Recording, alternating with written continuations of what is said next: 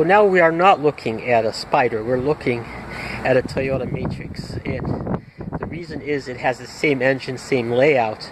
And for reference, I'm going to show you the bolts that you have to remove in order to remove the alternator. So there's one bolt right here. It's on top of the alternator pivot, and it's let's see, 14 millimeter head. Then there's another bolt that's sort of difficult to see. I'm going to try to point it out to you. It's right behind the pulley. Okay, I actually got my finger on it right now. And that's a 12 millimeter, I believe, okay? And then, of course, we want to take off the electrical, okay, the main connector off the studs. And we have a tricky little plug that we have to remove. So we're going to reach around in the Spyder to remove all of this stuff. Now I ask you, please, before you attempt to remove this, the stud, to remove the line, the terminal off the stud, disconnect your battery. This is a live wire. It has 12 volts live from the battery. So disconnect your battery first, okay? Disconnect the negative terminal on the battery. This is the connector to the alternator, and I reached around the top of the engine to remove it. And because of age and heat and number of factors, just squeezing the release tab with my finger, just squeezing it lightly, it snapped, it broke. So we no longer have a locking tab on this connector to the alternator. So we're going to have to do something about that, either replace the connector altogether. Yeah, that's probably the best solution for fixing it, or find some way to keep it in place without the locking tab, which I don't know if we're going to be able to do that. These connectors are available from Toyota and a number of other sources, and it can be depinned from the harness and replaced.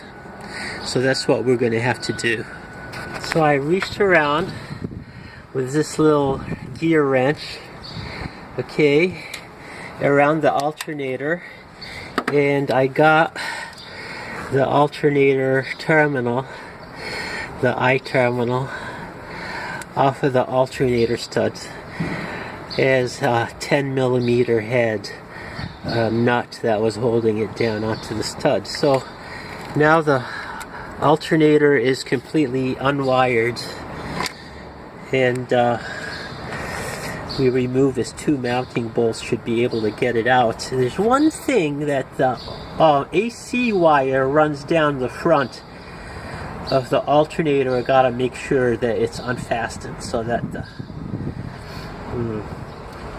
alternator can move. We'll get back to that. Okay, so I've reached around, and this is the tab that I was talking about. It goes onto a metal tab on the front of the alternator. It's got a little release clip in the back of it right there.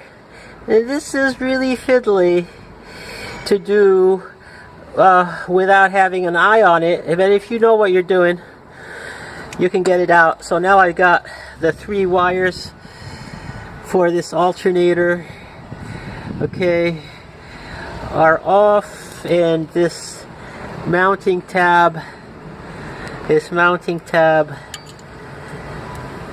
for the harness is also off. So now we're ready to remove the alternator. So now I've unfastened the 2 bolts that hold the alternator. There's one right here. Okay, it's got a 12 millimeter head. It comes right out. It's on top of the alternator. It actually kind of mounts through the motor mounts. You can see it right there where I removed it. Then let's find the other one. It's down underneath, kind of hard to see. Okay, so this is a longer bolt, and it has, this one has a 14 millimeter head. So those are the 2 bolts that hold the alternator, and now we just have to pry it loose, and it should come right out. So there's the alternator, Keep the light on it.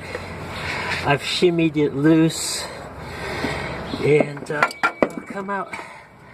It's like delivering a calf. You know, it's like delivering a baby animal. To get it out, you just have to reach into the breech, and there it is.